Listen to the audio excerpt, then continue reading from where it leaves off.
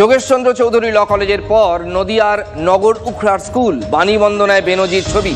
Primary স্কুলেও পুলিশি পাহারায় হরিণঘাটার স্কুলে পুজো হলো, অঞ্জলিতেও বিধিনিষেধ জারি হয়।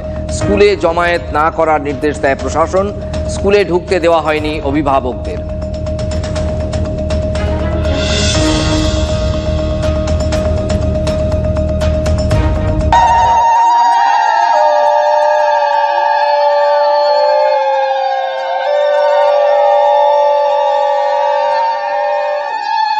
যখন পূজা চলছে তখন কিন্তু দূর থেকে মায়েরা এই দাসফুলডাঙ্গা প্রাথমিক বিদ্যালয়ে সামনে দাঁড়িয়ে তারা কিন্তু উলুধ্বনি দিচ্ছেন, শঙ্খ বাজাচ্ছেন। মানে একদিকে এক ভিন্ন চিত্র কিন্তু নদিয়াতে দেখা গেল। আজকের এই পূজাকে কেন্দ্র করে রীতিমতো যে সরস্বতী পূজাকে কেন্দ্র করে বিতর্ক তৈরি হয়েছিল, তার বিতর্কের পরই কিন্তু প্রশাসনের পক্ষ থেকে যেমন নজরদারি রয়েছে, প্রশাসন অভিভাবকদের প্রবেশ করতে দিচ্ছে না। শুধুমাত্র নিয়ম রক্ষাতে শিশুদের নিয়ে শিক্ষকরা যখন পূজা আরাধনায় মেতে উঠেছেন, ঠিক তখনই বাইরে দাঁড়িয়ে রয়েছেন অভিভাবকরা এবং তাদেরকে পুলিশ কিন্তু সরিয়ে দেওয়া হচ্ছে। এই মুহূর্তে দেখা যাচ্ছে প্রচুর পুলিশ মোতায়েন করা হয়েছে এবং পূজা সম্পন্ন সঙ্গে সঙ্গে কিন্তু পুলিশের পক্ষ থেকে অভিভাবক যারা রয়েছেন তাদেরকে সরিয়ে দেওয়া হচ্ছে। সেই চিত্রই কিন্তু এক নতুন চিত্র লক্ষ্য করা যাচ্ছে, যে চিত্র বাংলার বুকে বিগত দিনে মানুষ দেখেছেন কিনা তা মনে পড়ে কিনা জানি না, তবে এই চিত্র কিন্তু লক্ষ্য করা যাচ্ছে যে এই বাংলাতে এই চিত্র যে অভিভাবকরা রীতিমতো পুলিশ তাদেরকে সরিয়ে দেওয়ার চেষ্টা করছেন। আর এই চিত্র মূলত এই বাংলার বুকে বিগত দিনে কেউ দেখেছে কিনা তা জানা নেই। নদিয়া থেকে ক্যামেরা তুষার সাথে মহাদেবকুণ্ডু, TV9 বাংলা। এই চিত্র কোথাও দেখেছেন? আপনারা তো পড়াশোনা করেছেন, কোনোদিন সরস্বতী পূজায় এইভাবে পুলিশ পাহারায় হয়েছে? না না, হয়নি, এটা হয়নি। না, এই তো আমার বয়সে আমি এই প্রথম দেখছি। হ্যাঁ, এটা আমি প্রথম। বিদ্যা চাইতে মাকে বিদ্যা চাইবে বাচ্চারা, কচিকাচারা পড়াশোনা করতে আসে, এটা বিদ্যার মন্দির, সেখানে মায়ের আরাধনা। সরস্বতী, হ্যাঁ, মায়ের আরাধনা তো হবে। সরস্বতী পুজো না হলে সেটা কিভাবে হবে? সরস্বতী ঠাকুর মানে বিদ্যার তো দেবী সরস্বতী, কিন্তু সেটা যদি না হয় স্কুলে এখন হ্যাঁ, বাচ্চারা এখন এই সরস্বতী পুজোর জন্য ভীষণ খুশি হয়েছে। হ্যাঁ, এই যে পুলিশি পহরা রয়েছে কোনোদিন দেখেছি? না, এটা কোনোদিন দেখিনি। আমরাও তো পড়াশোনা করেছি, আমাদেরও তো স্কুল ছিল, কিন্তু এরকম কোনোদিন আমরা দেখিনি পুলিশ পাহারা দিয়ে সরস্বতী পুজো হতে। পুলিশ পাহারা দিয়ে পুজো করতে হচ্ছে স্যার, বোঝেন তাহলে। আর আমরা অঞ্জলি দিতে চাইছি কিন্তু অঞ্জলি দিতে পাচ্ছি না, দিতে পারবো না, হয়তো শুধু বাচ্চাদের নিয়ে পুজোটা হবে, আমরা দিতে পারবো না। এটা আমাদের দুঃখিত, আমরা এর জন্য খুব দুঃখ প্রকাশ করছি। হ্যাঁ, অবশ্যই আমরা শিক্ষক মশাই বললেন ব্রাহ্মণ আসলে শুধু বাচ্চাদের নিয়ে পুজোটা করাবে, নির্দেশ আছে নাকি, বিডিও ম্যাডামের নির্দেশ আছে, সেহেতু উনি কাউকে অ্যালাউ করবেন না। অঞ্জলি কেন দিতে পারবেন না কি বলছে ওপর মহলের নির্দেশ নেই, যে শুধু বাচ্চাদের নিয়ে ওনার নাকি পুজোটা করার নির্দেশ আছে।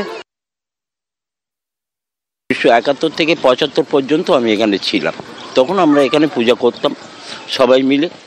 আজকে পূজা এখানে অনেকদিন পর পূজা হচ্ছে বলে আমি একটু সন্দেশ নিয়ে আসছিলাম, কিন্তু মাস্টারমশাই আমাকে ঢুকতে দিলেন না, বললেন এখানে বাধা আসতে পারে, জানি না কেন।